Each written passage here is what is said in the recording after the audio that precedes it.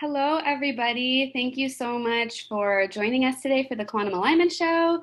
I apologize for the few-minute delay in going live. We had some technical difficulties on the back end, but we're all set now. My name is Betsy, and I'm really happy to be here with you today to talk about authenticity and vulnerability. And this seems to be a theme that's up for a lot of people. I'm going to go ahead and share my screen, and we can get started.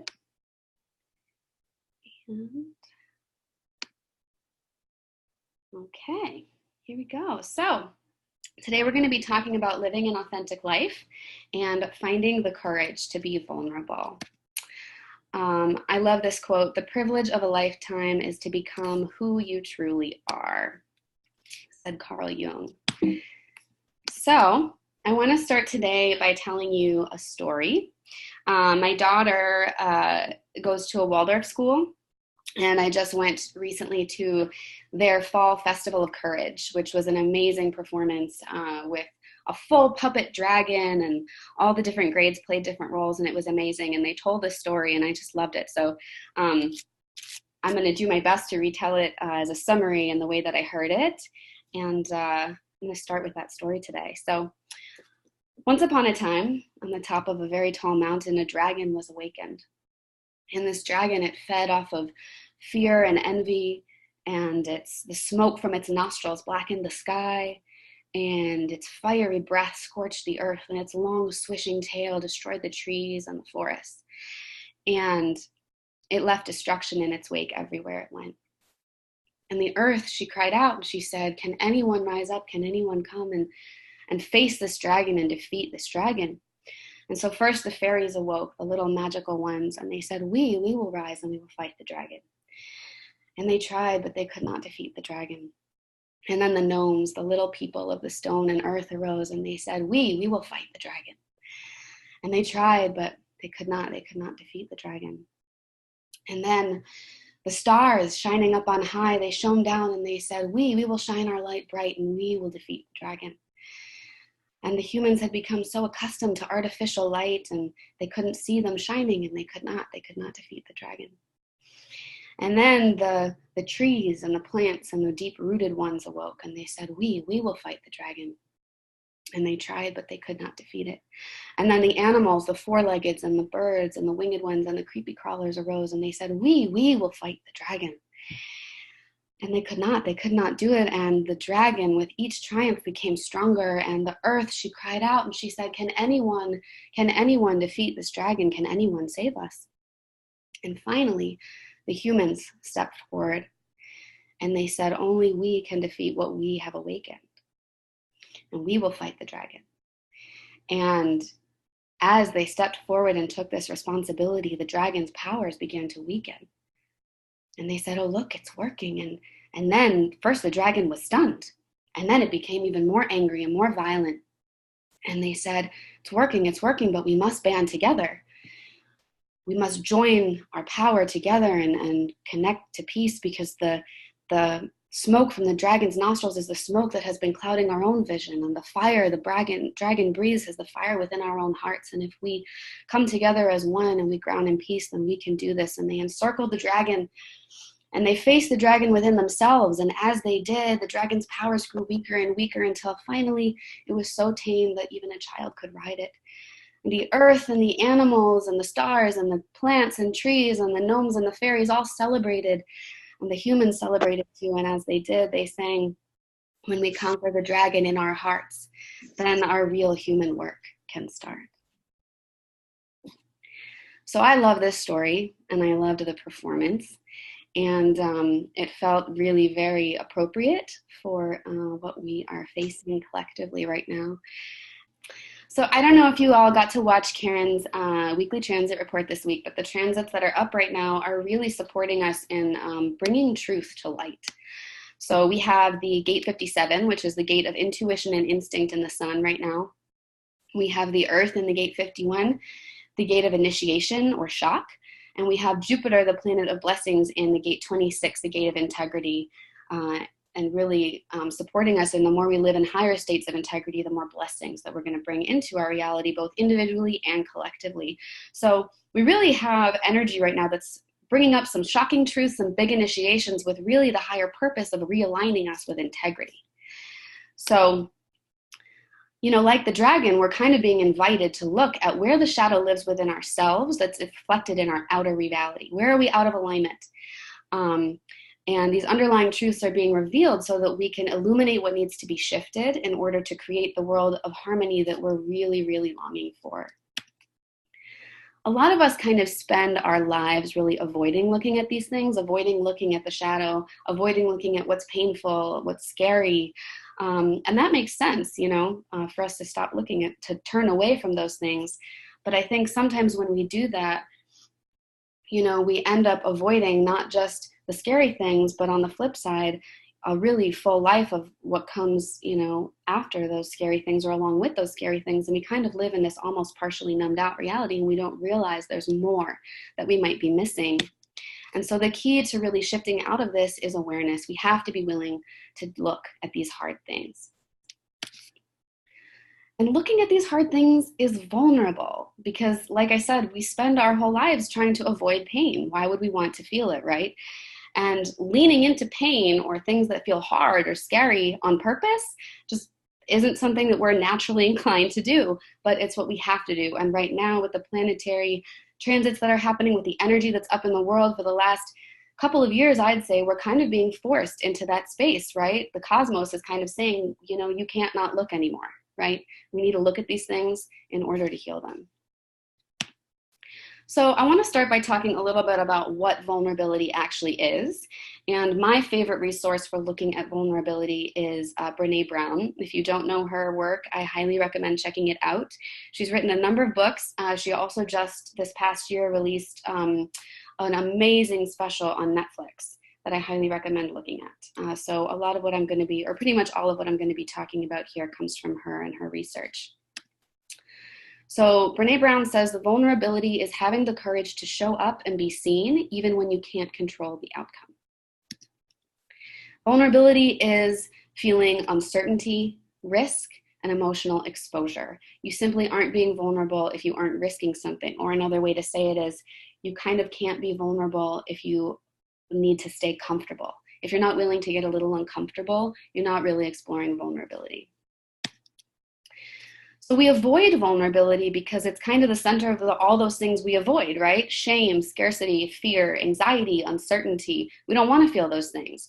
But what we don't realize is that all of those things come along with the most meaningful and fulfilling parts of life, with love and belonging and joy. And these are things that we're hardwired for. We're hardwired for love and connection. But love is inherently vulnerable, right? I mean, you can never be guaranteed that you're not going to be hurt, that you're not going to lose someone you love, right? And so is it really better to never love, to never receive these amazing, joyful parts of life in order to keep yourself safe and avoid the pain that comes along with it?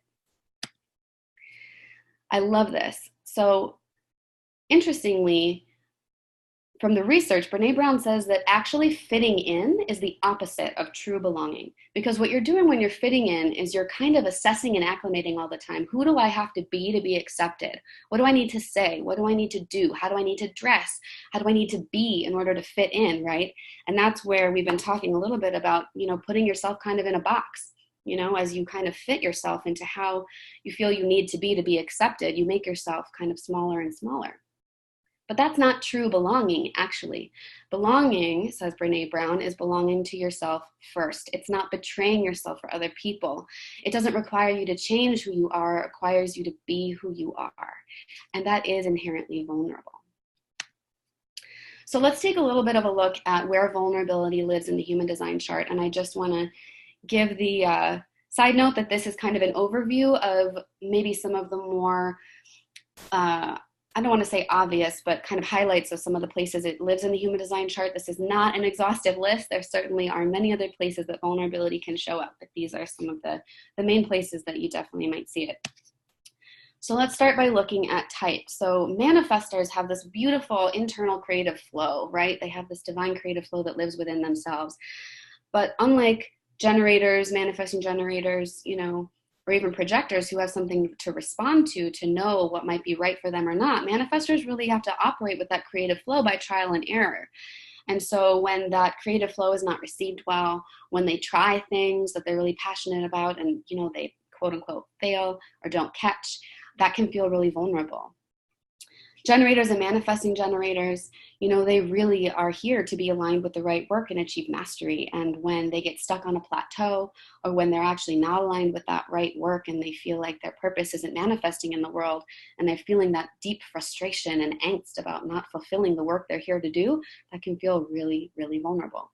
Projectors often are told they aren't living up to other people's ideas of success. They're not here to work the way that, generators and manifesting generators are. And if they push too hard and burn out to try to live like the other types, and they aren't living up to this idea people have of how they should be, that's very vulnerable. And a reflector, they have this natural strategy built in, right? They need 28 days to make decisions. They need time, and our society is not built like that. So when they don't have enough time to make decisions and know that the direction they're taking in their life and the decisions that they're making are really aligned, that's really vulnerable, really vulnerable. So looking at the lines of the profiles, a first line profile is a foundational line. It really feels a need to have this foundational knowing and foundation of information, and a kind of a fear of uncertainty or not knowing. So without that ability to gather information and have that foundation of knowledge, that can feel really vulnerable for them. The second line really needs alone time in order to integrate. They need that time to restore. If they don't get it, that feels really vulnerable. The third line is an explorer and an experimenter. It's supposed to be out there in the world, experimenting with life and figuring things out by trial and error. And a lot of times they're criticized for making mistakes, which of course are never mistakes because they're just learning, right? But to other people, that's what they tell them. You're making mistakes. You can't do anything right. And that's really vulnerable. They're just following exactly their learning style and what they're here to do. The fourth line is another foundational line that really needs and craves stability in their foundation. Stability of home, stability of relationships. And when that stability is out of place, that feels really vulnerable for the fourth line. The fifth line, of course, lives in a projection field, and oftentimes they exist with a fear of that projection, of people really projecting onto them the things they need to do, be, say, to live up to their expectations. And that feels really vulnerable. The sixth line is born with this knowing of a big mission. They have this big mission they're meant to fulfill. And there's a number of things for the sixth line. A lot of times they have a fear of failing that mission. Oh my God, I'm going to die and never have done what I came here to do. Or maybe they even have a fear of the bigness of their mission. Do I have what it takes to do this? Or, with the three distinct life phases of the sixth line, a lot of times sixth lines can have a fear of divine timing, particularly when they're on the roof and they kind of feel this urgency that they need to be getting out and doing their purpose, and the timing isn't aligning yet. And they lose that faith, and all of that just feels really, really vulnerable for the sixth line. In openness by center, each center kind of has its own unique way that it can feel vulnerable when it's open in particular. So of course the head and the root center are both pressure centers. The head feels the pressure to figure things out, and the root center feels the pressure to get things done when they're open. And that pressure is constant, right? And a lot of times people kind of succumb to that pressure and just get either really stuck in their thoughts or really stuck in needing to do things in order to be free. And that's kind of a hamster wheel.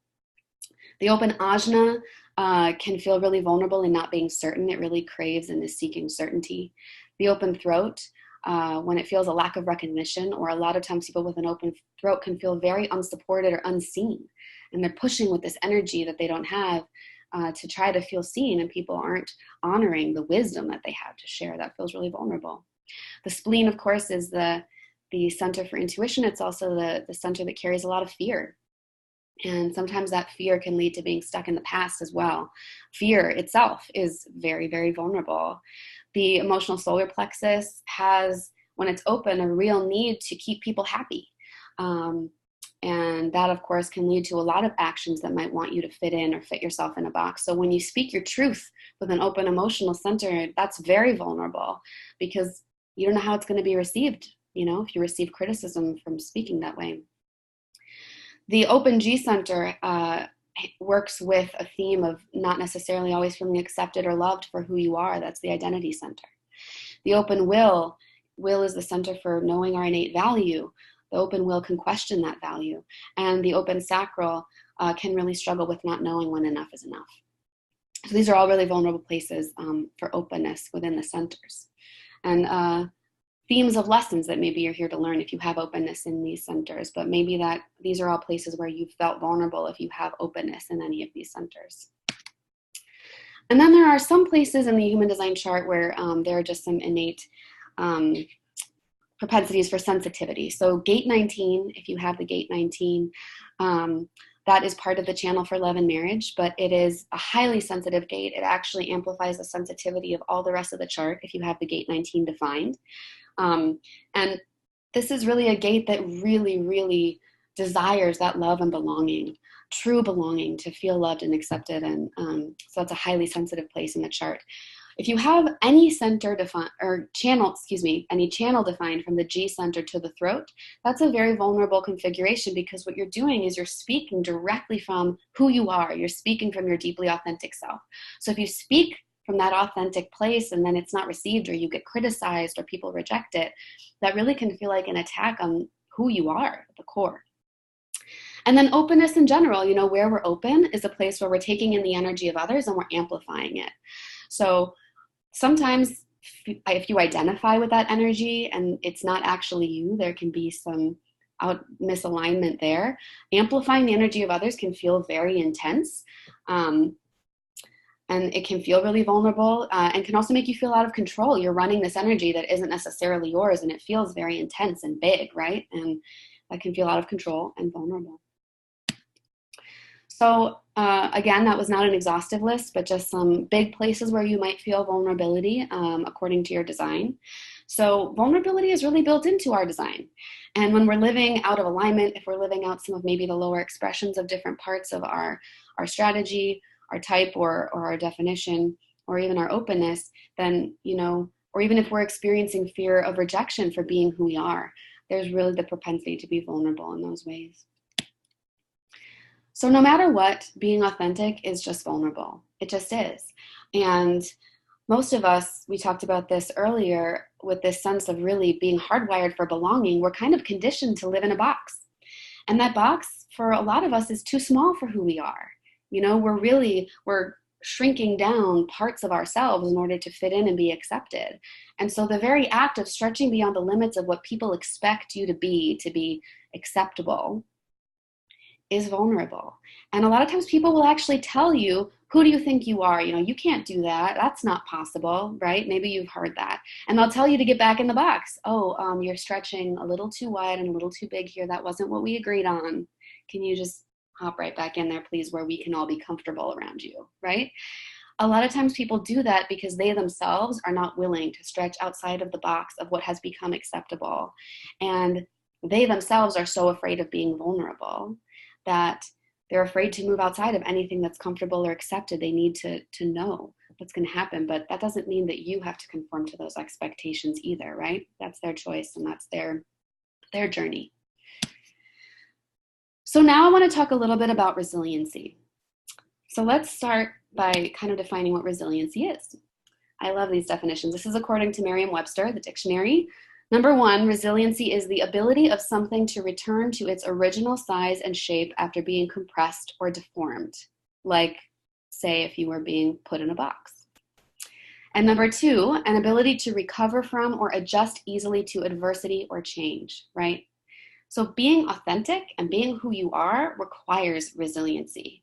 People are always going to try to fit you into their boxes. Do you have the ability to regain the original size and shape of who you are, your bigness, after people are trying to compress you, right? Do you have the ability to recover when facing adversity, which is just a part of life, right? And a lot of times I think when we struggle or we hit some big setbacks, those are big times when we say, oh boy, maybe I shouldn't have tried that, or that clearly was not okay for me to do that, or I can't, right? And we start shrinking back down when we've tried to be big and it isn't received or it doesn't work. Can you recover? Can you bounce back and say, all right, I got knocked down on that one, I'm getting back up and trying again. So the first key to resiliency, and I don't know if you've ever heard Karen talk about her 9 keys to resiliency. She talks about 9 key traits that really identify whether a person is living in alignment and whether or not they have the resiliency to stay in alignment with their authentic selves. So I'm not going to talk about all 9 today. I'm going to talk about 4 of them that I think are really key to this discussion. So the first is courage, and that's because it really takes courage to be vulnerable enough to show up authentically, or if you haven't been showing up authentically, to acknowledge the gap between where you are now and how you've been showing up, maybe how you've been fitting yourself into boxes or shrinking yourself down, between that and who you truly are. And to start examining, where am I out of alignment? And looking at those shadowy, scary, kind of painful parts that we might not want to look at. So how have you been fitting yourself into a box in order to be accepted or loved, to be received, to fit in, right? That takes courage. It takes courage to be vulnerable. So when you're looking at courage and you want to know how courageous you are, some questions to ask. Are my fears keeping me from doing what my heart and soul are calling me to do? And feel free, I invite you actually, if you want, to take out a journal or piece of paper, really contemplate these questions, and if an answer comes to you, feel free to write it down. These are really good contemplations.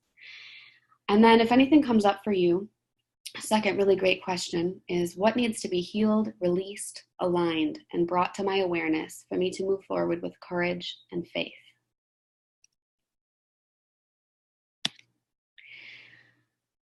Once we have the courage to really be vulnerable, that's when we can start to actually live authentically. Because, as we discussed before, authenticity simply takes vulnerability, because what we're doing is we're risking being seen. We're risking that that authentic self might not be received well. So the first thing you got to have in place is that courage. And then you can start to make the decisions and the actions that really feel aligned with who you are, with your heart, with your soul, with your belief systems, with what you truly deeply desire and what you wish for and what you feel you're here to do. And you can be that person no matter how it may be received by others, right? And you get to live from your truth. I heard something recently, a study that said that actually, in truth, how you're received by other people is not at all a reflection on you ever. It's a reflection on the person who's witnessing you.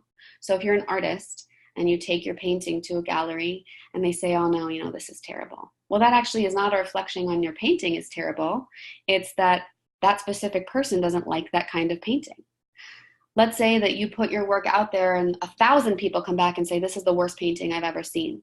Again, I'd challenge you to say, probably not a reflection on the actual painting or your talent or who you are as an artist. It's a reflection on maybe where collective consciousness is right now. Maybe collective consciousness is not ready for whatever you are offering. It is not a reflection on the worthiness, the value, the goodness of what you are offering.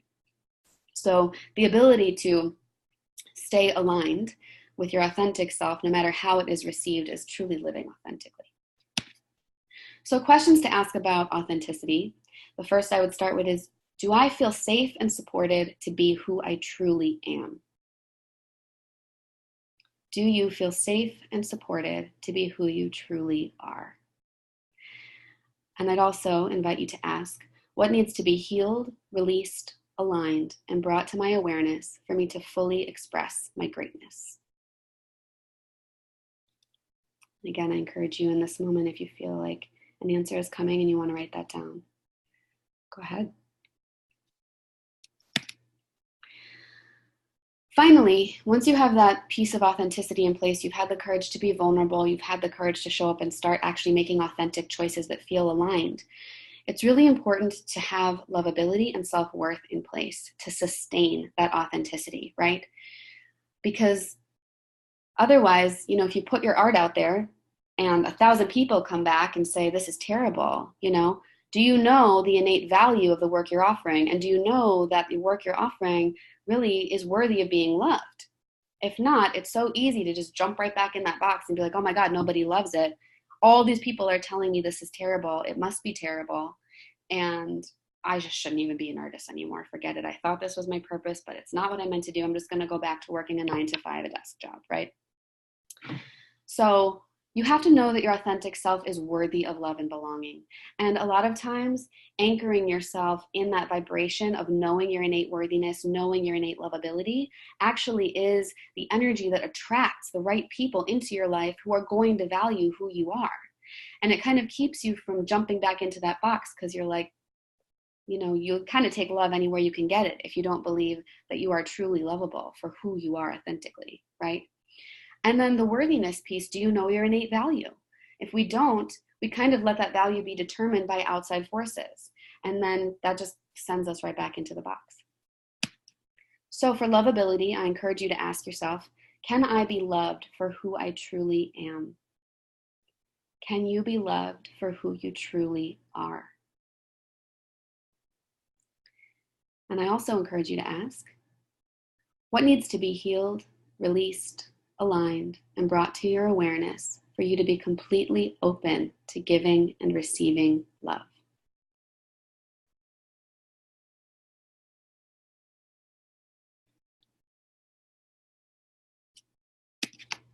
And for self-worth, do I know that I am innately precious and valuable?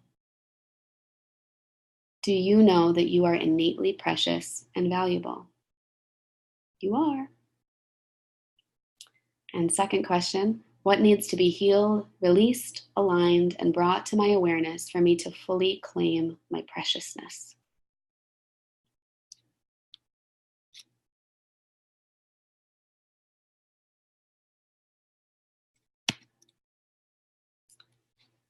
Most of us really want to live an authentic life. And I think that if we're out of alignment, on some level, we really do know it, right? There's a part of us that always knows and kind of itches at the back of our mind, right? When we're not showing up fully, when we know there's more we could be, do, have. We want a life that's in alignment with our beliefs and our passions and the truth of who we are. We just don't know if we can have it. Or maybe we're afraid of the criticism or the judgment we'll meet when we do. Or maybe we're afraid we can't have it. And again, that's where all those keys to resiliency come in and where the willingness to be vulnerable comes in. So the next time you're doing something and you feel vulnerable, I will encourage you to feel the fear and do it anyway. Now, I will insert the caveat. There are some times, and this is a discernment on your part, where, if you're a highly intuitive person, it's like sometimes you get a no on something and it's because it's really out of alignment. So I get that, honor it. But I think a lot of the times, the reasons that we feel fear are reasons that, our being is trying to keep us safe and the box is safe, right? So if you feel afraid, or if you're feeling really vulnerable, if you're feeling those kind of trigger moments of, do you feel uncertain? Do you feel at risk? Do you feel emotionally exposed? Try leaning into it, because it might be a sign that you're actually on a path that's aligned with who you are, right? So I encourage you to experiment with that. Okay, so we've talked about some of the ways to maybe look at what internal factors might be contributing to keeping you from showing up authentically. I want to talk a little bit about some ways that we can actually move through patterns. And this is something that I realized. I've been doing a lot of work myself over the last few years. And this was something I realized where I shifted out of a big pattern maybe a year or two ago that took a really long time. And I kind of was reflecting back on it and realized, there were kind of 4 distinct phases to how I moved through that. And as I've talked to other people about it, they've said that they really feel this same pattern, either in how they've moved through things, or they can feel the alignment for them in something they want to do to shift patterns. So I want to share these steps with you today.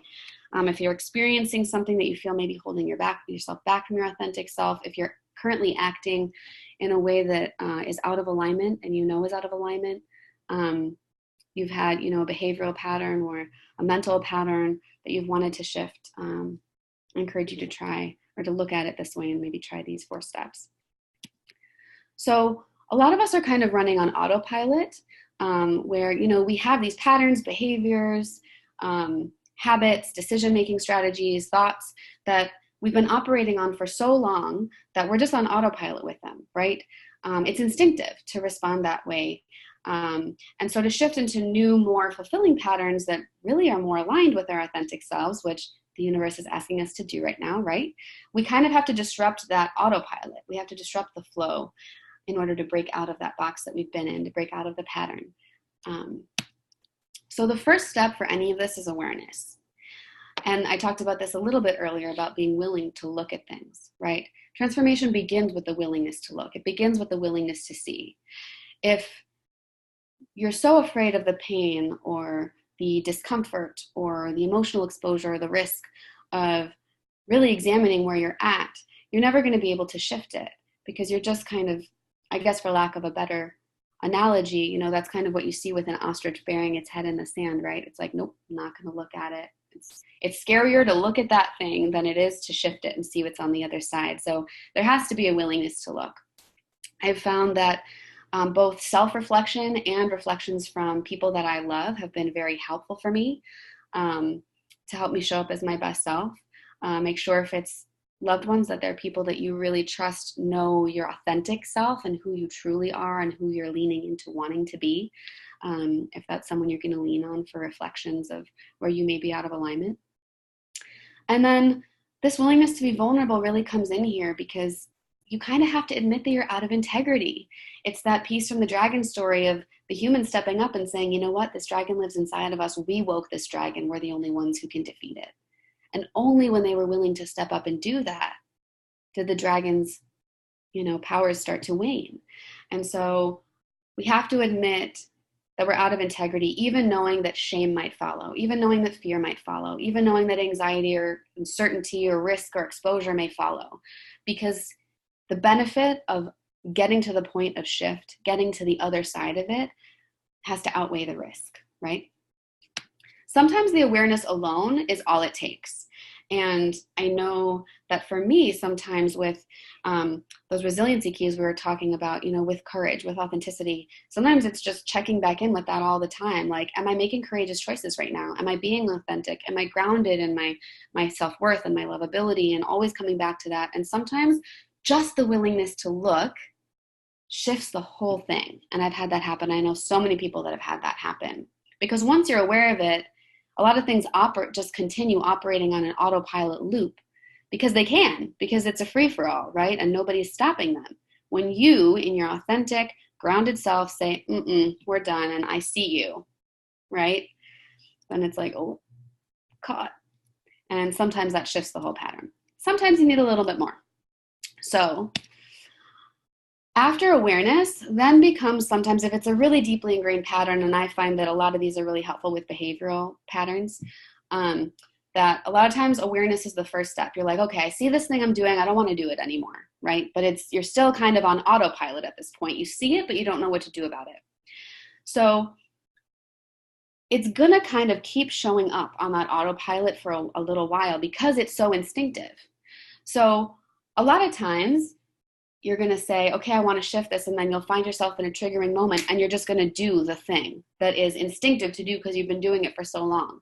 And you do it, and then the thing comes out of your mouth, or the thought comes up in your head, or the action happens, and you're like, oh God, I did it again, right? Why did I do that?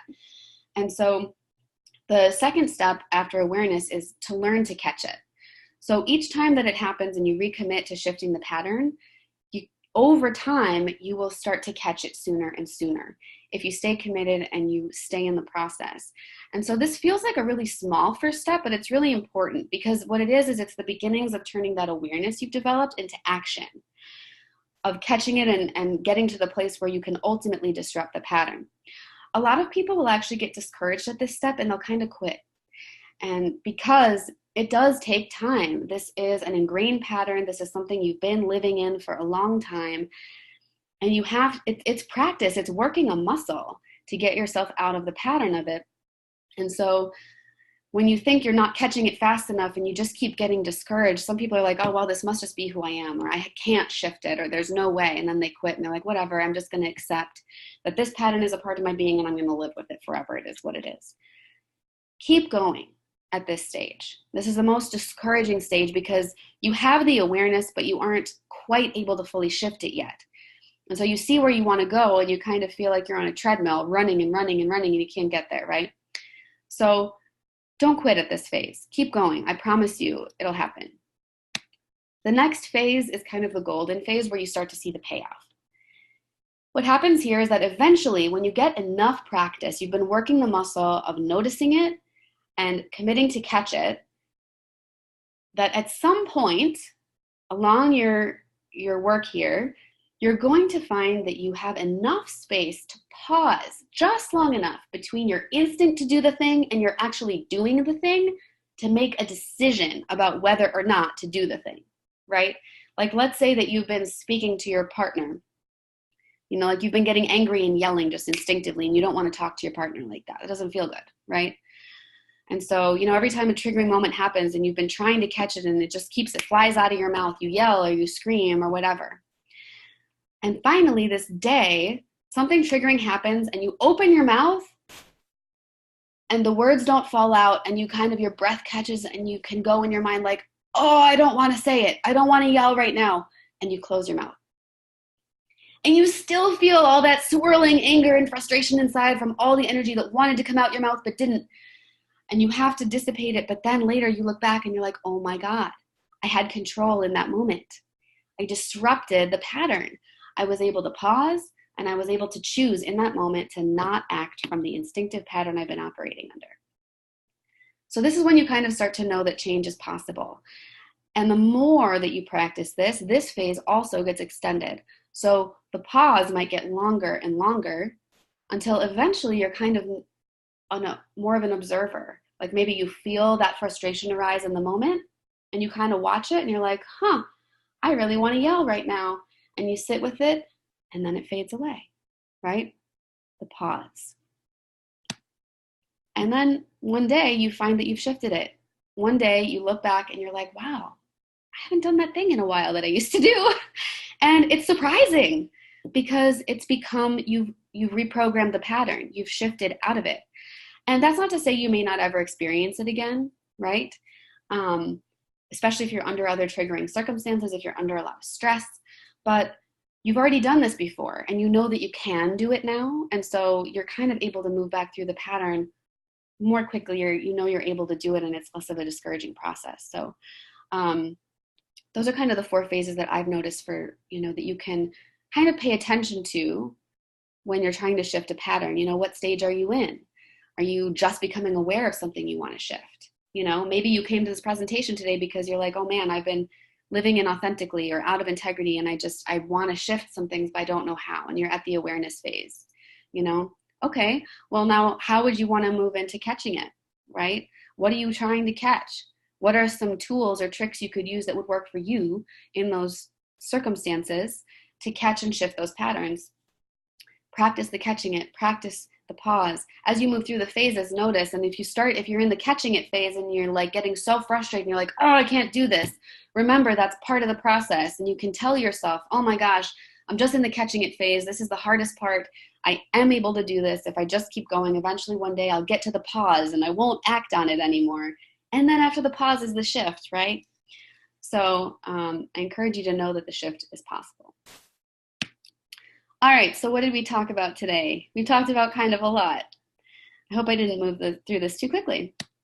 So the first thing is we have to look at the hard stuff. We have to. You can't heal what you can't see or what you're not willing to look at.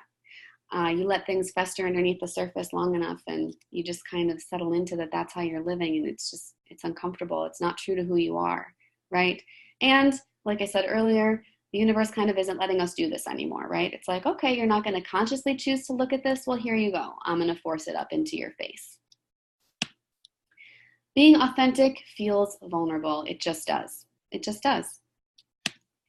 Being vulnerable takes courage. Brene Brown actually says that how brave you are is the marker they use to indicate how vulnerable you're willing to be. They're directly correlated. Know your inherent value. Know that you're innately precious, that you deserve love, that who you are is inherently lovable, inherently valuable. Carry that with you in your heart and your being. If anyone doesn't value or appreciate or love you, they're not your people. You just haven't found your people yet.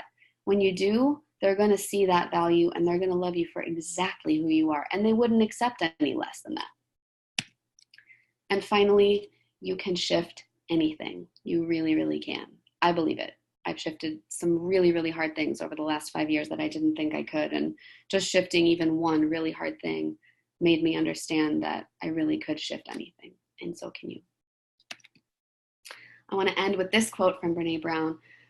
Here's the thing. Vulnerability is hard and it's scary and it feels dangerous. But it's not as hard, scary, or dangerous as getting to the end of our lives and having to ask ourselves, what if I would have shown up? We need you. We need everybody to show up right now. This world is asking for it. We can create the most amazing things together. And I really want to see you being your authentic self. So that is what I have for you today, lovely people.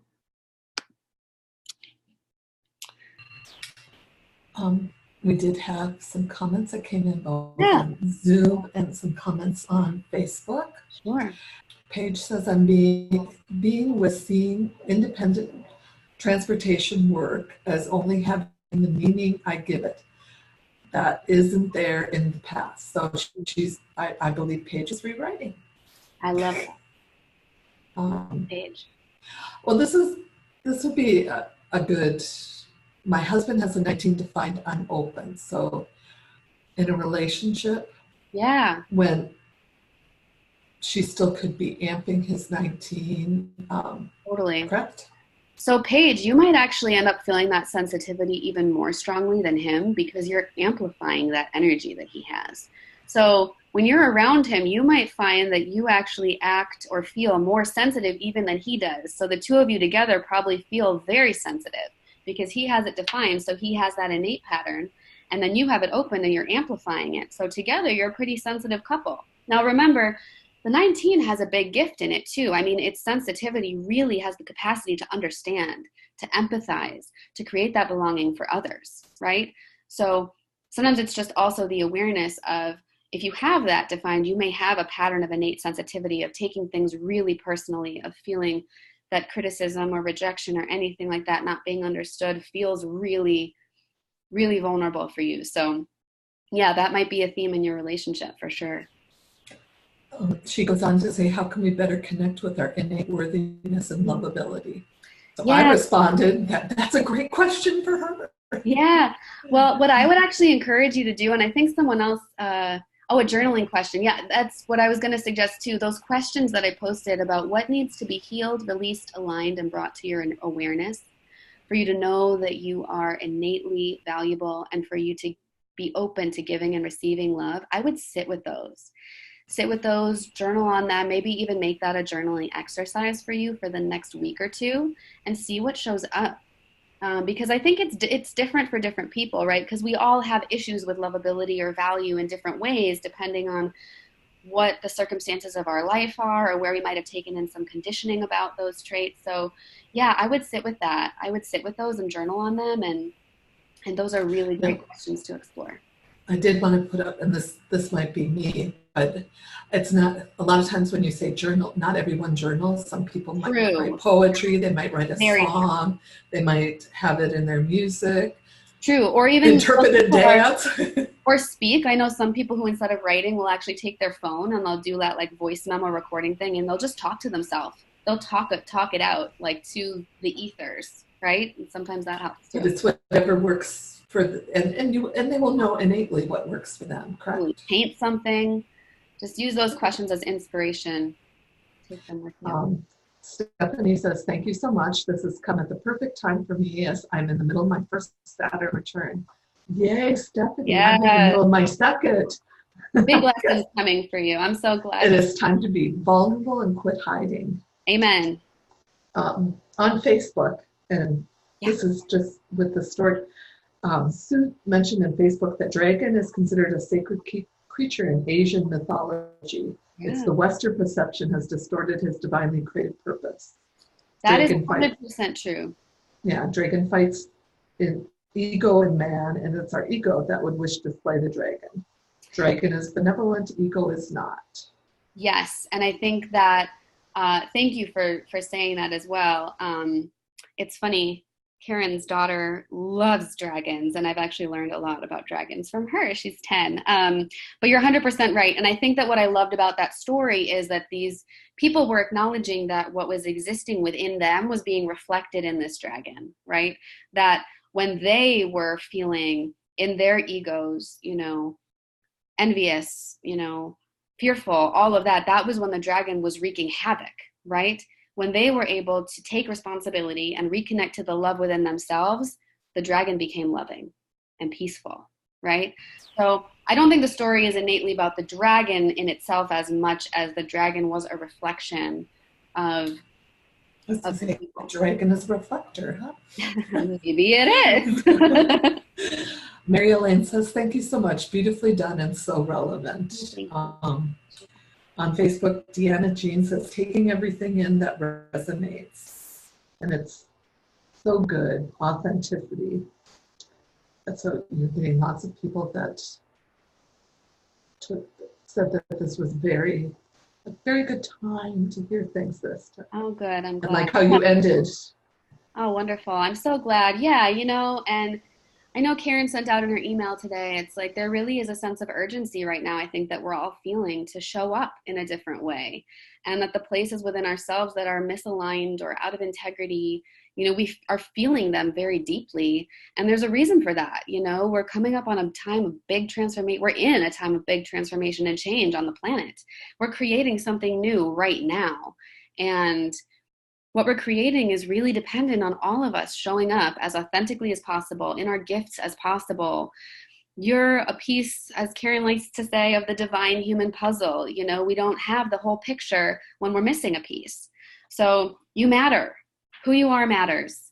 And I hope that you can, if nothing else, take that away today and remember that we want you showing up authentically. We really, really, really do. We need you. So we'll repeat that again in a minute because that bears repeating. But I want to segue into, you are a human design level 3 specialist and also quantum alignment system level 1 practitioner. So if someone wanted to work more deeply with you, because part of why now I'm going to put words in your mouth. I'm sure you'll put them better, but part of why someone might want to get a human design reading is that would be, and I'm going to let you finish that. Why would they want to get a human design reading? Yeah, it's funny. I actually just did a reading for someone yesterday who is really experiencing, we were talking about the openness she possesses in the different centers and some of the things she's experiencing. And we identified kind of this storm of like all the ways that all of the things she's struggling with are really connected to each other. And it's kind of like a Jenga tower, right? And it's like, well, how do you start untangling this? And, she told me that just through the reading, first of all, having somebody witness her and understand what she's feeling and kind of validate that she's not crazy, that these are all, valid ways of feeling, and validating the gifts that she possesses and helping her really examine where, these places she's struggling are coming from and what she might be able to do about them was really, really helpful and supportive for her. So I think that getting a human design reading really helps first and foremost with this awareness piece, and I think that people are already more aware than they think they are of where they're out of alignment or where their struggles are. They might just not feel valid in what they're experiencing, or they might not know what to do about it. And so I think that getting a human design reading can just be so helpful to really understand how you're designed, where these pieces of vulnerability or struggle might be coming from for you, and to just get some support in working through it. And I think a lot of times, when I said that sometimes awareness itself causes a shift, I see that all the time in human design readings, that people get a reading and suddenly they're like, oh my God, now that I see where this is coming from, it's like they give themselves permission to stand in who they are and to live out, the gifts of who they are. And to understand that if some of those pieces of who they are not being received, positively in their outer environment, it has nothing to do with you. Like I was saying, it has to do with them. And find your people, find your tribe, right? But so I think it helps them to feel safe and be vulnerable 100%. When they understand them more. 100%. And I think the last part. Oh, sorry. Go ahead. No. I don't want to take it because I was just going to say the last part of your speech was dealing with the resiliency keys that Karen has, and sometimes people need more help than just the awareness. That's like this, the second or third step in Yes. going in there. And what the quantum alignment system, working with these resiliency keys and your chart, does is, see, I throw it back Absolutely. at you. What does that? Yeah, absolutely. I think that sometimes the biggest block that people have to get through, like, someone was asking, how do I walk more with lovability? How do I walk more with self-worth in my life? And I think that the quantum alignment system is the most powerful system that I've personally experienced. And it's why I wanted to train to be able to offer this for other people, to move through these stuck places and to build more resiliency and to regain. Because I think, innately, we all actually have an innate sense of lovability. We have an innate sense of self-worth. It just gets covered over. Other stories come in that tell us we're not. And if we can move through whatever the experiences were or the stories are that are leading you to feel out of alignment with those resilient traits within yourself that are going to help you live more aligned, live more authentically, live a more fulfilled life, and show up the way you want to, this helps you move through it really just so quickly. I find people experience these profound shifts in working with the quantum alignment system. So yeah, if you're interested in working with me, you can book a reading with me directly. I actually, on my personal website, my readings through the end of the month are 33% off. So if you go to betsybatista.com, and on the very top in the menu, there's a box on the right-hand side that says schedule. And if you click on the schedule button, you will be taken directly to my scheduler. And that's the only place right now for you to get the discounted price. So you can book online through there if you want to get the 33% discount on a reading. And I would absolutely love to work with you. I just realized I don't have my quantum alignment session services on there, but if you book a human design reading and you actually want a quantum alignment session, you want to integrate that in, just leave me a note and we'll integrate that in, and it'll be the same price and it'll all work out beautifully. So I really love helping people through transformation and to help to understand how their vulnerabilities are actually strengths and to understand themselves better and step fully into who they are. So that's what I love about it.